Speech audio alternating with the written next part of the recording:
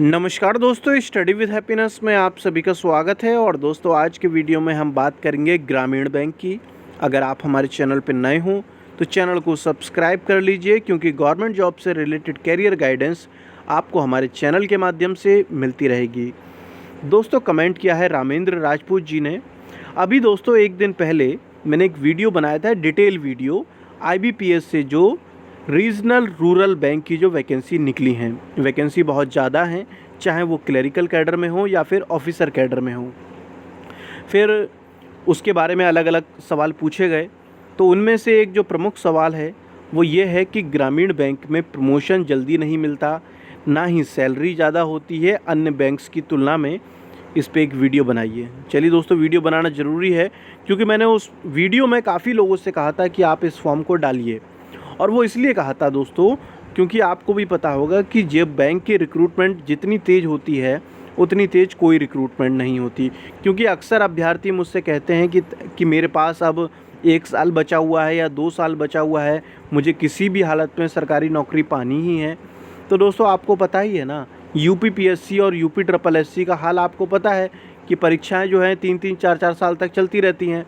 तो ऐसे समय में दोस्तों ये वैकेंसी बहुत ज़्यादा ज़रूरी हो जाती है। अब इन्होंने ये कहा है कि प्रमोशन जल्दी नहीं मिलता। दोस्तों, बेरोज़गार रहने से तो अच्छा है कि नौकरी पा ली जाए। ये चॉइस वो कर सकता है जिसका मल्टीपल जगह पर सिलेक्शन हो जाए। मान लीजिए कि आपका लोअर में भी हो गया और आपका ग्रामीण बैंक में भी हो गया, तब आप चॉइस कीजिए। जब बेरोज़गार हैं तो फिर आपको प्रमोशन से क्या लेना देना, आपको नौकरी तो मिले। पहली बात, ये बात सच है, तुलना करके बता देता हूँ। क्योंकि दोस्तों, जैसे कि मैंने आपको पहले भी बताया था कि पंजाब नेशनल बैंक पे मैंने एज ए क्लर्क काम किया है ना। तो ये बात तय है और ये बात सही भी है कि जो नेशनलाइज्ड बैंक होती हैं उनमें प्रमोशन काफ़ी तेज़ होते हैं। और उसका कारण भी है। उसका कारण यह है दोस्तों कि जो नेशनलाइज्ड बैंक हैं उनके ट्रांसफ़र ऑल इंडिया होते हैं, कैडर उसका काफ़ी बड़ा होता है, तो इसलिए आगे प्रमोशन के चांस भी ज़्यादा होते हैं। मगर वहीं जब हम बात करते हैं ग्रामीण बैंक की, तो इसकी शाखाएं बहुत कम होती हैं और ये कुछ डिस्ट्रिक्ट ही होते हैं जिनमें ये शाखाएं फैली हुई होती हैं। तो ये बात कन्फर्म है कि इसमें प्रमोशन तो बहुत ही कम होते हैं। मगर इसका फ़ायदा आपको ये मिलता है ना कि आपका ट्रांसफ़र भी नहीं होता है। जहाँ पर नेशनलाइज्ड बैंक में आपको ऑल इंडिया घुमा दिया जाएगा ऑफिसर लेवल पर, जब आपका प्रमोशन होगा, वहीं पर आपको ग्रामीण बैंक में आप अपने ही ज़िले के आसपास रहने वाले हैं, तो ये एक फ़ायदा भी है। सैलरी ज़्यादा नहीं होती। देखिए, सैलरी में तो लगभग बेसिक तो आपकी लगभग सेम रहेगी, मगर अलाउंसेस में अंतर मिल सकता है। और जो दोस्तों अलग अलग पर्क मिलते हैं, जैसे कि बैंक PO को अलग से जो सुविधाएं मिलती हैं फर्नीचर वगैरह की या और सारी, तो वो सब चीज़ें जो हैं वो ग्रामीण बैंक में शायद आपको ना देखने को मिलें या कम देखने को मिलें। मगर दोस्तों, प्रश्न वही आ जाता है कि क्या हमारे मल्टीपल जगह सिलेक्शन हुए हैं? अगर हुए हैं तो तुलना कीजिए, और अगर नहीं हुए हैं तो सिलेक्शन पा लीजिए। इसके अंदर वैकेंसी ज़्यादा थी इसलिए मैंने बताया था, और क्योंकि इसके अंदर इंग्लिश मैंडेटरी भी तो नहीं है, इंग्लिश का ही तो खौफ रहता है बहुत सारे अभ्यर्थियों को।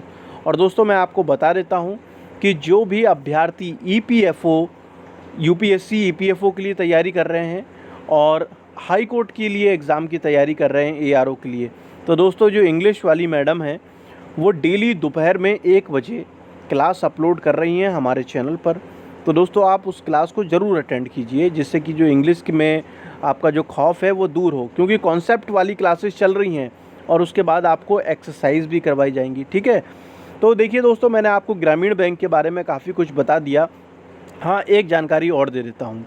जिन लोगों ने अभी तक बैंक का एग्ज़ाम नहीं दिया होगा उन्हें शायद पता नहीं होगा कि इसमें जो कट ऑफ है ना वो सेक्शनल बनती है। मतलब जितने पोर्शन है, हर पोर्शन की कट ऑफ जो है अलग बनती है। जबकि UPPSC और UPSSC के जो एग्ज़ाम होते हैं दोस्तों, उनमें ओवरऑल कट ऑफ बनती है। तो इसमें जो है आपको सेक्शनल कट ऑफ भी क्लियर करनी पड़ेगी, चाहे वो ग्रामीण बैंक हो या फिर नेशनलाइज्ड बैंक हो, ठीक है दोस्तों। तो आई होप कि आपके ग्रामीण बैंक से रिलेटेड सारे जो क्वेश्चन होंगे वो क्लियर हो गए होंगे। अब आप स्वयं से विचार कीजिए कि आप इसको लिए आवेदन करना चाहते हैं या नहीं। देखिए, करना चाहते हैं तो अच्छी बात है, नहीं करना चाहते हैं तो जिसके लिए तैयारी कर रहे हैं वो करते रहिए, ठीक है। धन्यवाद दोस्तों, जल्द मिलेंगे हम नेक्स्ट वीडियो में। तब तक के लिए जय हिंद, जय भारत।